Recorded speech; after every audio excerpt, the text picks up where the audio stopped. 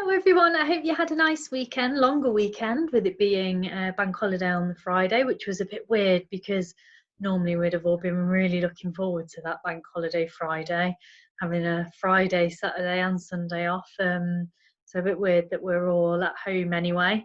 But hopefully you managed to enjoy some of the nice weather and you're ready for a new week of learning. Okay, so I'm going to have a look with you at the English work for this week. So we're doing non-chronological reports, all about our made-up locations.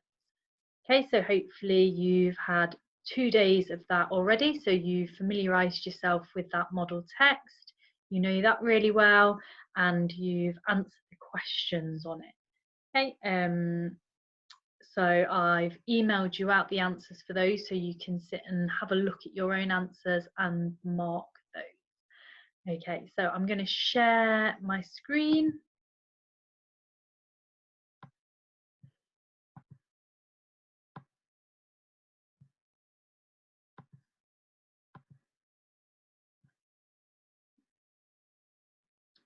So, and you can see that on the timetable. Day 1 was about reading the model text, day 2 answering the questions. So in this video I'm just going to have a look with you at day 3, day 4 and day 5. Okay, so day 3 is all about finding examples in the text of the different language features, and then day 4 having a go at writing some different examples of those language features, and day 5 those other 2 as well. Okay, so before we start, I thought you could see if you can remember what these words mean. Okay, so there's some different vocabulary that comes up in the model text. We've got serene, remote, spectacular, venture, frolic and immerse.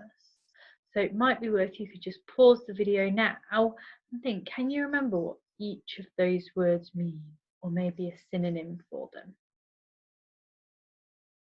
Okay, great.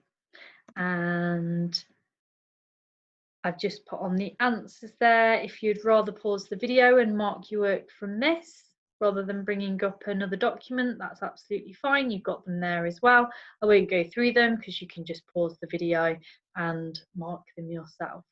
Okay, so hopefully you did okay on that and you feel that you know that text really well. You know that the writer's written it to be informative, but they've also used some persuasive language features as well. And you've thought about all the different information that they've included. Because I wrote it, that I included in that text. Okay, so day 3, like I said, is all about identifying language features. Day 4 and 5, you're going to write examples of those language features.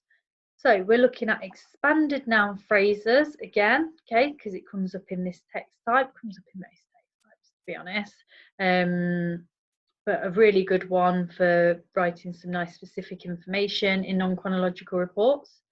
So we've got expanded noun phrases, multi-clause sentences using coordinating conjunctions.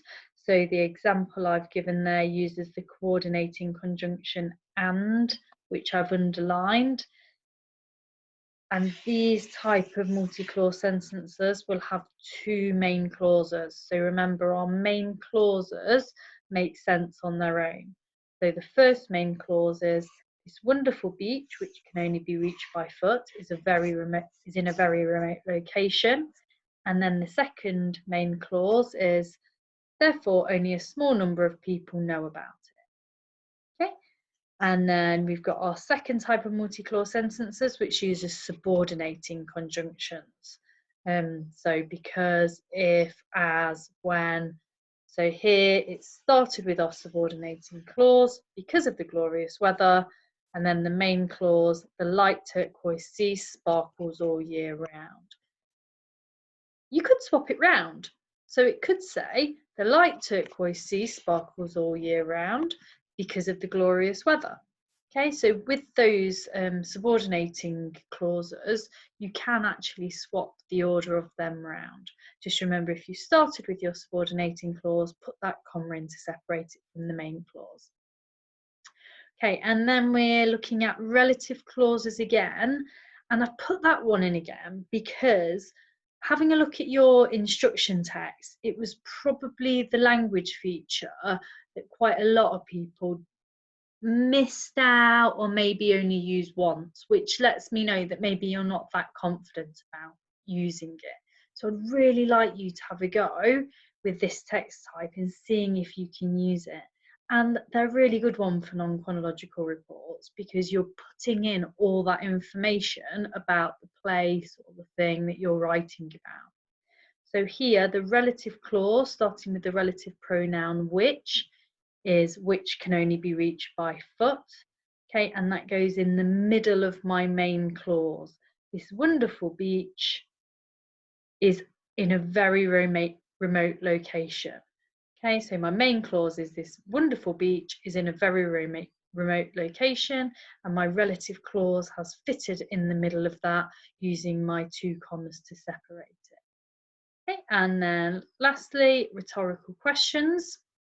So an example from the text, do you want to delve deeper into this spectacular sunny seaside? And remember, you can always spot rhetorical questions because they're all going to have a question mark. Okay, they might start with, do you want to? Have you ever? Would you like to? Can you imagine? Okay, and some of those might help you when writing your own on day 5. Okay, so when you are writing your own examples of these, so day 4 and 5, I've just put a few examples on. So we're going to be looking at that picture of that park, and it looks pretty incredible actually. I'm sure lots of you would like to be there now. But yeah, you can see, oh, there's a pirate ship and everything. Okay, right, not to get distracted. Okay, so first of all, our expanded noun phrase. So remember, a phrase is a group of words that go together. So my noun here is slide, that's the thing. And I've used 2 adjectives to describe it. So the enormous spiral slide. So can you write maybe 5 examples of your own expanded noun phrases about that picture? Next up, it was on multi-clause sentences using coordinating conjunctions or fanboys, for, and, nor, but, or, yet, so.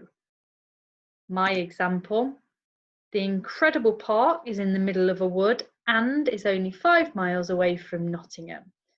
My coordinating conjunction there being and. Okay, next up we're looking at multi-clause sentences using subordinate clauses. Let's see if I started with it or ended with it. Oh, I've started with it, my conjunction being as. So, as it is such a popular place, comma, you have to book in advance. Remember that comma goes after the whole clause, not after the conjunction. So just be careful when writing those. Okay, if you want, you could write some sentences where you start with the main clause and then the subordinate clauses at the end. So you have to book in advance as it is such a popular place. Okay, so see if you can do a variety. So that will be day 4. And then day 5, you had relative clauses and rhetorical questions. So the climbing frame, which is the largest in Europe, has a safety net underneath it. So those relative clauses, like I said, are fantastic for adding in extra bits of information. Okay, so I'm writing about the climbing frame. I'm saying it's got a safety net, but I'm also telling the reader that it's really large. It's the biggest one in the whole of Europe. And then my question, so I need to remember my question mark at the end. So would you like to spend a day climbing and swinging deep in the woods? So remember some of those question tags you could use. Would you like to? Have you ever? Do you dream of? Okay, so lots of variety for those questions. Okay, so by Wednesday, you should have found the language examples in the text and had a go at writing some of your own based on that park that you can see on your screens now. Okay, I'll post another video on Thursday morning, which will have on a little bit more information for the end of the week and the start of the next week. So I'm going to give you a few more non-chronological reports to read, and then it'll be planning and writing your own. Okay. Wishing you lots of luck with the week ahead. Keep sending in your work. It's amazing to see. Okay, take care. Bye-bye.